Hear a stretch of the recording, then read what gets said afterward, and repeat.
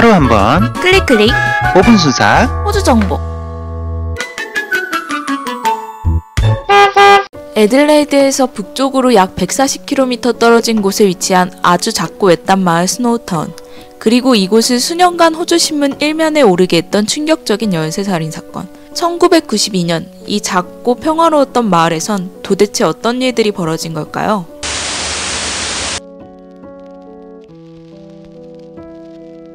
호주 전역을 떠들썩하게 한 최악의 사건, 스노우타운 살인클럽은 이들의 리더였던 26살의 젊은 청년 존 번팅으로부터 시작됩니다. 1996년 퀸즐랜드의 이날라 출신의 번팅은 대부분의 범죄자들이 그러하듯 아주 불우한 어린 시절을 보냈는데요. 그가 불과 8살이었을 때 번팅은 친구의 형으로부터 아주 가혹한 신체적 성적 학대를 당했고, 이는 후에 번팅이 동성애자 그리고 소아성애자에 대한 엄청난 혐오감과 증오심을 갖게 되는 계기가 됩니다. 이후 청소년기의 번팅은 각종 무기, 사진 촬영, 해부학에 관심을 가지며 성장했고, 성인이 된 후에는 화장터 그리고 도축장에서 일을 하며 생활을 했는데, 특히 번팅은 도축장에서 직접 가축을 도축하는 일을 아주 즐겼다고 합니다. 사실 도축일에서부터 알 수 있듯이 번팅의 살인에 대한 알 수 없는 집착과 광기는 성인이 된 후부터 본격적으로 시작되었는데요. 이 시기 그는 고양이, 강아지 등 주변에 있는 동물들을 잔인하게 학대하고 살해하는 것을 취미로 즐겼다고 합니다.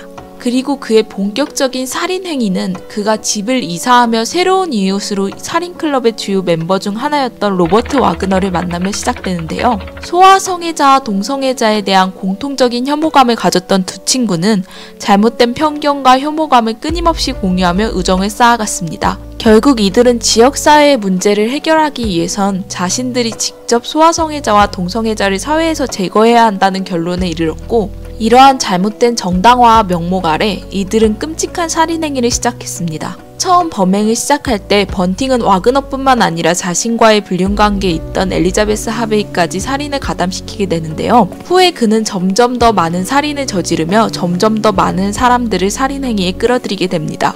심지어 여자친구 엘리자베스의 어린 아들이었던 제임스 블라사키스를 이용해 제임스의 이복 형제였던 트레이 유도와 의붓 형제였던 데이비드 존슨을 고문하고 죽이는 것을 돕도록 했습니다. 이렇듯 번팅은 자신과 함께 살인을 저지를 동료도, 그리고 자신의 타겟이 될 피해자도 보통 자신과 친한 친구나 가족 중 선택한다는 점에서 다른 연쇄살인범들과의 차이점을 보였는데요.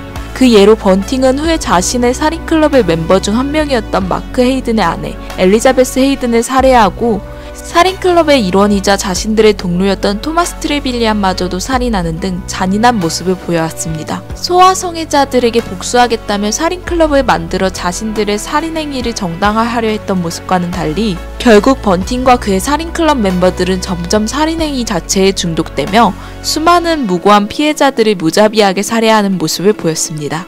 1992년부터 1999년까지 7년간 계속된 번팅 일행의 무자비한 살인행위는 무려 12명의 피해자를 남겼고, 애들레이드 지역에서 연속으로 발생하는 실종 사건을 조사하던 경찰이 피해자들의 시신을 발견하게 되며 번팅 일행의 살인은 끝을 맺게 됩니다.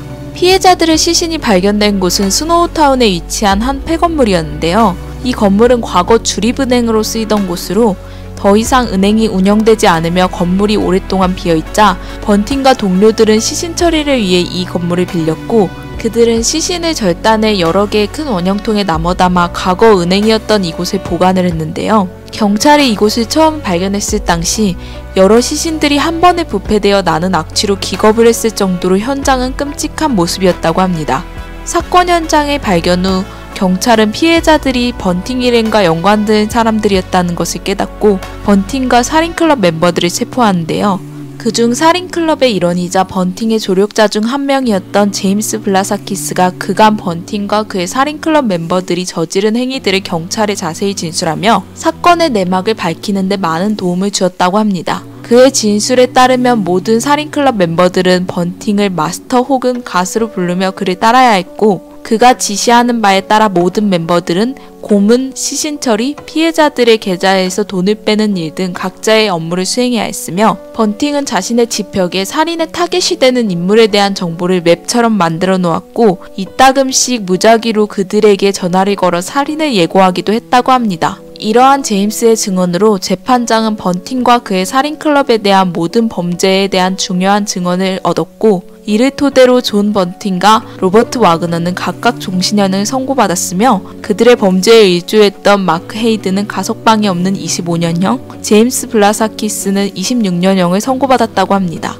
경찰에 체포되어 종신형을 선고받은 후에도 와그너는 소아성애자들이 어린애들에게 끔찍한 일을 저지르는 동안 정부 당국은 아무 일도 하지 않고 있다며 끝까지 자신의 범죄를 반성하지 않고 오히려 정당화하는 모습을 보였습니다.